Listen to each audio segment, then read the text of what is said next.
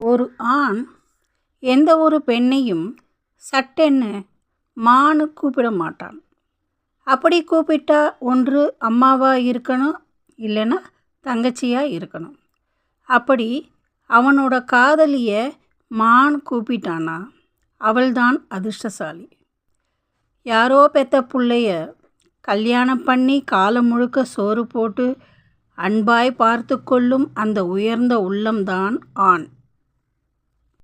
எல்லோருடைய குடும்பத்திலும் சரி, உறவுகளுக்குள்ளும் சரி, அலுவலகத்திலும் கோல் மூட்ட ஒரு நாரதரும், காட்டிக் கொடுக்க ஒரு எட்டப்பனும், பிரித்து வைக்க ஒரு சகுனியும் இருக்கத்தான் செய்கிறார்கள்.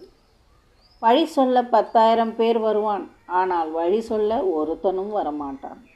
இதுதான் வாழ்க்கையின் நியதி.